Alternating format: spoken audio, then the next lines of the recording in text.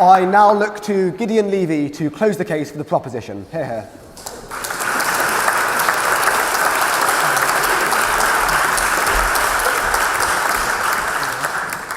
First time in my entire life that I don't belong to the opposition. And this says something.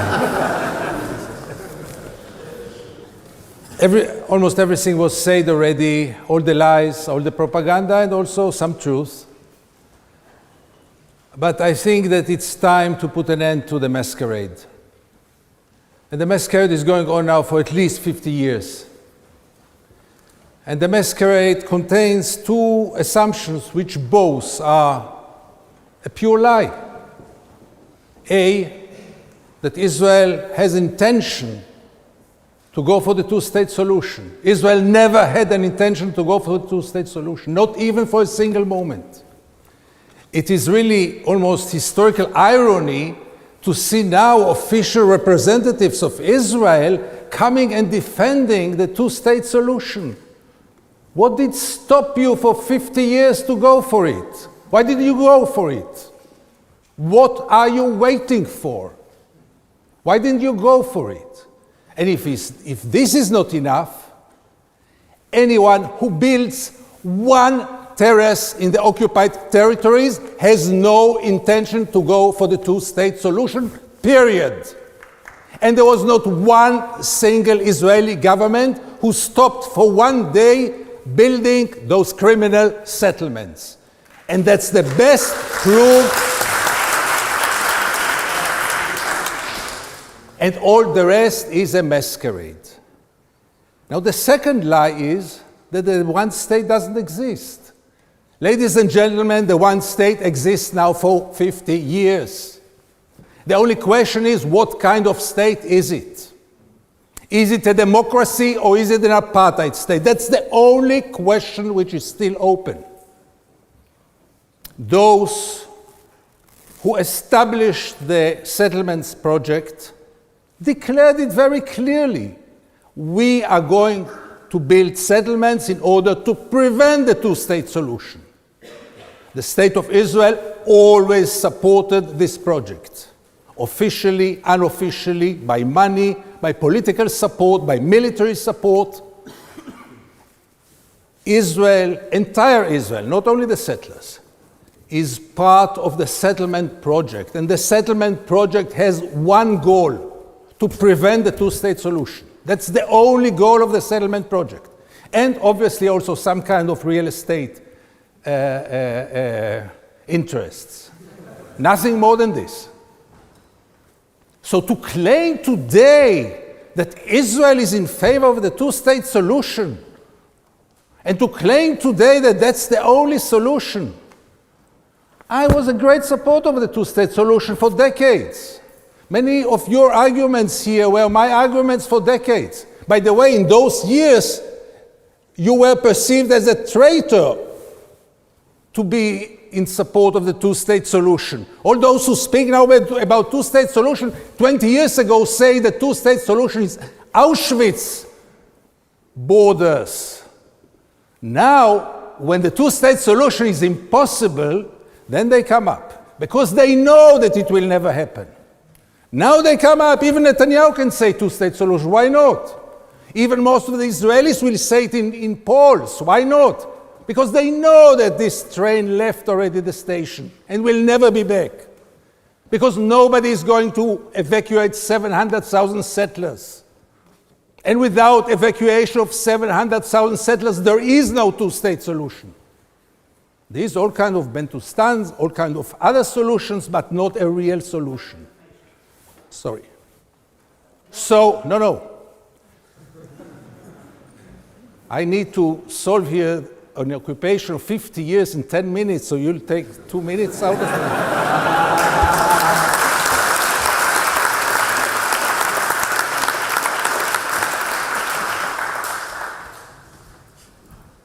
Guys, it's not about peace.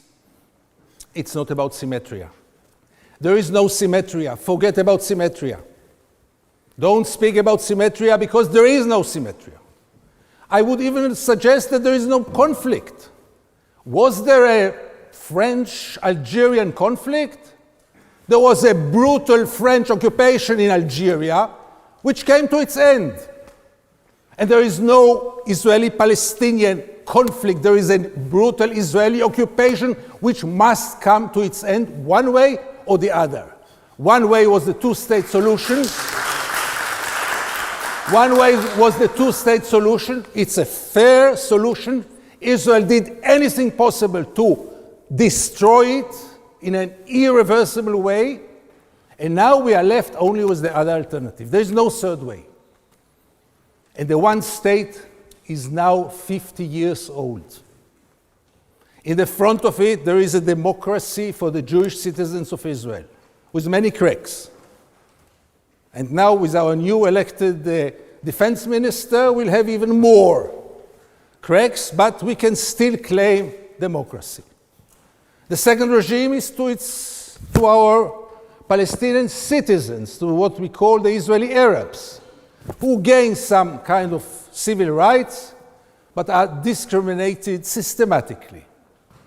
And in our backyard, in our dark backyard, there is a regime which is today by far one of the most cruel, brutal tyrannies on earth, not less than this, and I know what I say because I cover it for 40 years. And this regime cannot be defined but as an apartheid. Two peoples live on one piece of land. One people has all the rights in the world, and I'm talking now only about the occupied territories. Two peoples share one piece of land there. One people has all the rights in the world. The other people has no rights whatsoever. It looks like apartheid. It talks like apartheid. It is apartheid. And nobody can contradict it. Nobody who had been there. Nobody who is fair enough to look, go to the Jordan Valley, see the prosperity in the settlements, and then go and see the Palestinians who live there without electricity, without water, without any rights. And then tell me if it's apartheid, or you might invent it another title. This must come to its end.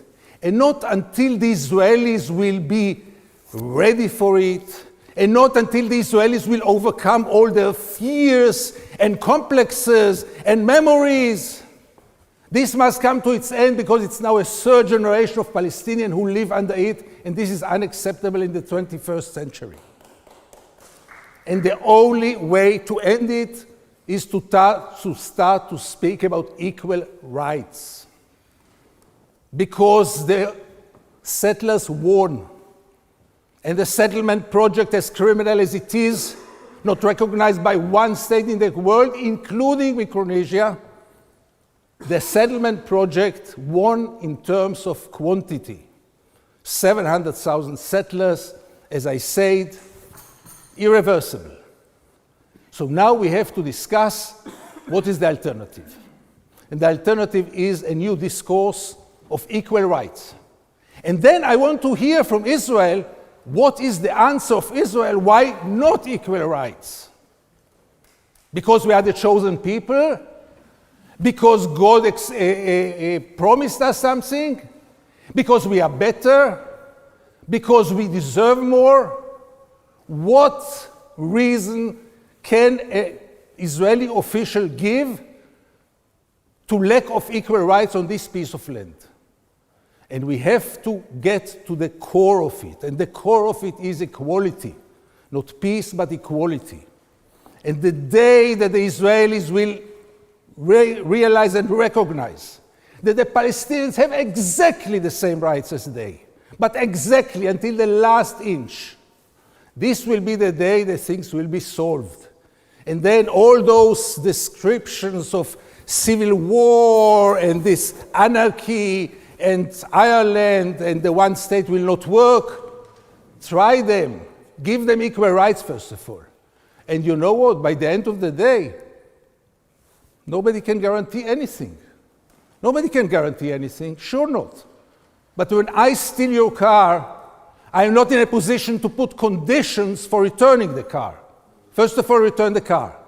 And the only way to return the car is now giving equal rights to the Palestinians. And the last sentence.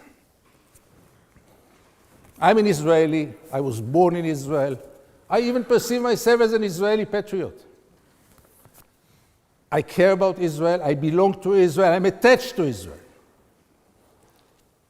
And now the Israelis are horrified. One state is the end of the Zionistic dream. It's the end of the Jewish state. So first of all, I must tell my fellow Israelis, end of the Jewish state? Where were you? You could have your Jewish state in the 67 borders for years with a very clear Jewish majority if it is important for you. For me, it's less important. I don't know what does it mean a Jewish state. I know what it means a just state. I know what it means a democratic state. I don't know if the UK is an English state or British state. I know the UK is a democracy and so must Israel be. And when I say democracy, it's not only for one people, it's not only until a certain geographic border. Democracy, like pregnancy. Either you are pregnant or you are not. No third way, unfortunately. Either you are a democracy or not.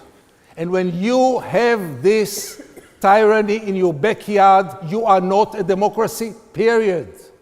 And for this I'm fighting, and for this feeling of belonging to a just place, which I don't, of feeling of being proud of my country, which I'm not.